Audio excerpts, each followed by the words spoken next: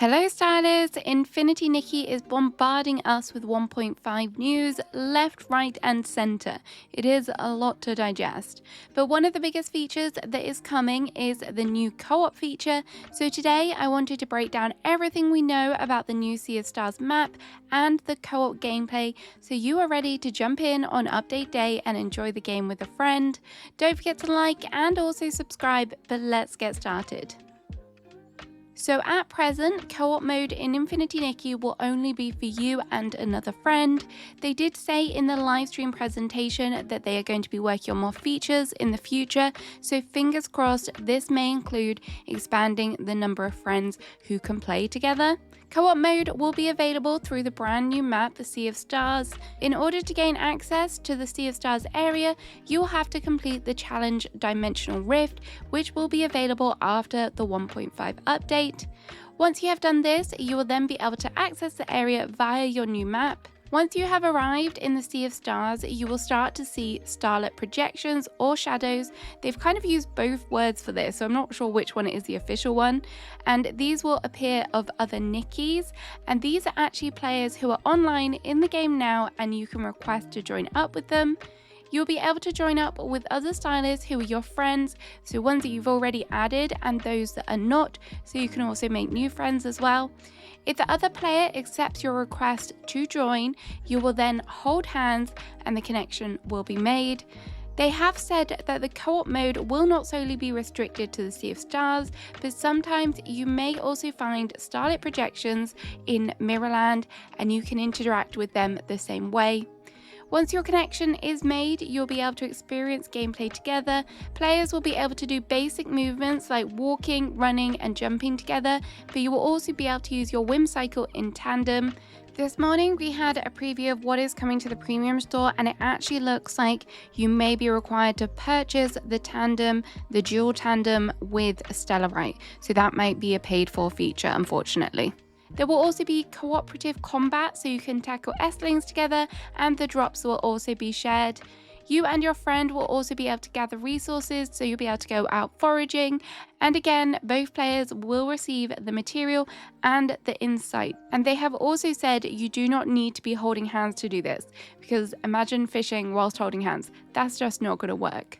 The shared resources also do include whim stars, Dews of Inspiration, and also treasure chests. By having the shared resources, there will be no stealing or griefing, and I really like the way that this works. Both players can also share blings without holding hands too. They have covered this as well. In addition to exploring together, multiplayer photos or group photos will also be possible. This means you and your friend can take adorable photos together. I cannot wait to see how these turned out, and I definitely want to jump into the game. I know we've kind of had ones where you can step into the photos of others, but being able to actually kind of coordinate the photo together will be nice. In order to keep in touch whilst playing together, you and your friend will be able to freely chat.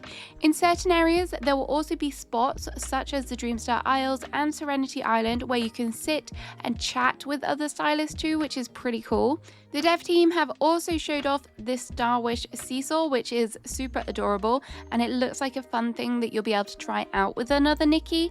This one will be available to purchase at the Starlit store, which we will cover soon. Infold have also said that some special gameplay modes that generate whim stars will also support the co-op feature, so this will include things such as chasing whim stars. There is also a multiplayer challenge called the Cloudsea Realm. The Cloudsea Realm will be entered via the challenge portal, which is located in the Dreamsea Isles.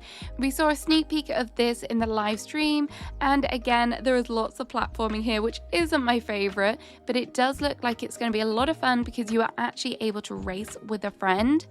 If you don't want to play multiplayer, do not worry though, as you are able to play this one solo as well. This will be a permanently available area after the update. It's not a time limited realm like we've seen previously, which is good. And for completing the challenges, you will be rewarded, so do not worry. So that's kind of everything we know about the co-op and the key things you need to know, what things we will be able to experience. The next thing I want to dive into is the Sea of Stars a little bit more, because there is also going to be fun things here that you can do with a friend too. So previously, before today, we were shown 3 areas within the Sea of Stars, but it looks like there are actually going to be 4. The first is the main hub area, the Dreamstar Isles, which I've kind of mentioned already, and this is where you'll see the starlit shadows of the other Nickies. At the center of the hub is a giant lighthouse, which is stunning and has a star atop. There is going to be some other connected areas to the Dreamstar Isles, which we'll come on to later as well. There is also the Unbound Tower and the Unbound Wharf. This appears to be some form of ruins, and it is the ruins of an old crossroads which stretched across time and space. These have now been destroyed, but the pieces still remain frozen in time, which is pretty cool. There is also the Starshore, which, as you can expect, is a stunning coastline, and it looks like we're going to see lots of shells here. Maybe this will be a good place to collect up some new resources as well. And the new area that we got the first look at is the Crystal Vale, which is similar to the pink rocks we saw in the snapshot from Serenity Isle, so perhaps there is a way that these 2 areas are kind of connected. Within these areas, there are also some pretty cool things to see, as I mentioned. The first is the Star Petal Lamps, which are a flower-shaped lamp, and they are exclusive to the Sea of Stars.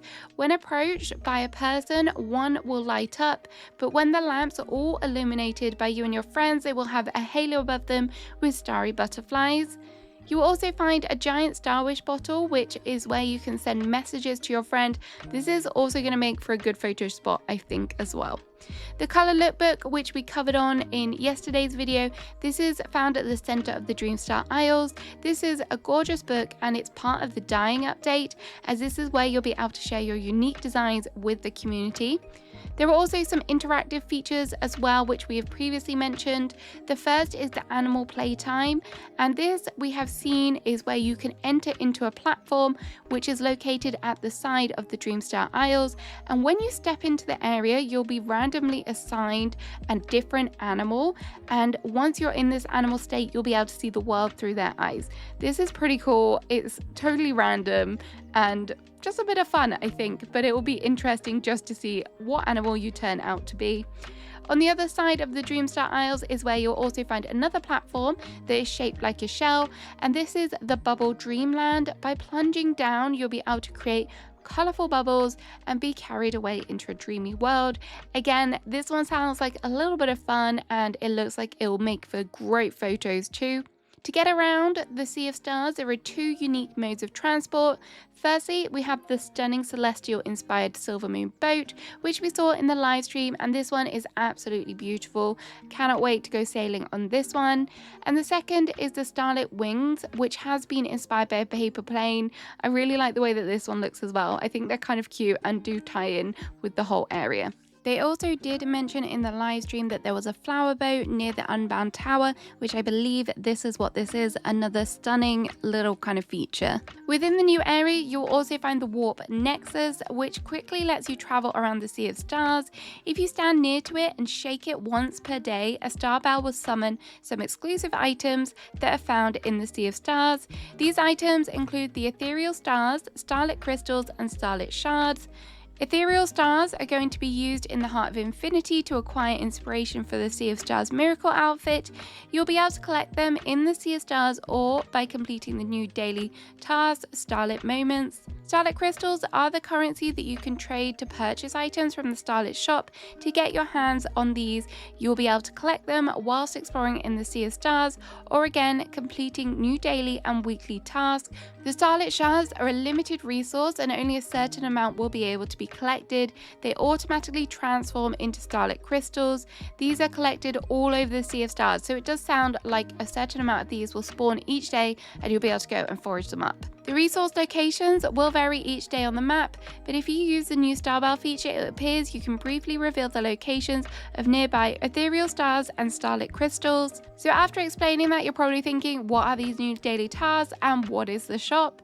So the daily tasks are called Starlit Moments, and these appear to act in a similar way to the daily wishes. However, they are kind of more dedicated to the Sea of Stars area.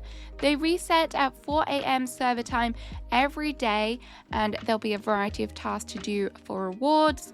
The weekly tasks are again kind of the same sort of format, and these are under the Starlit Pursuit, and they reset every Monday at 4 a.m. server time. The Starlit shop itself will sell time-limited and also permanent items that include clothing and actions. They have given us a snapshot of the current shop, and as you can see, there is a plushie here, there's poses and clothes. Desperate for more clothes, so I really like the fact that they've added them in as well. So that's everything we know about Co-op and the Sea of Stars. I really hope that this has helped kind of round everything in. There is a lot going on with this update, so if you can have a head start and have things clearly explained, because there is kind of putting all these different information sources together. I hope you have a great rest of your day. Enjoy playing the update if I don't see you before then, and I'll see you again soon with another video. Bye bye!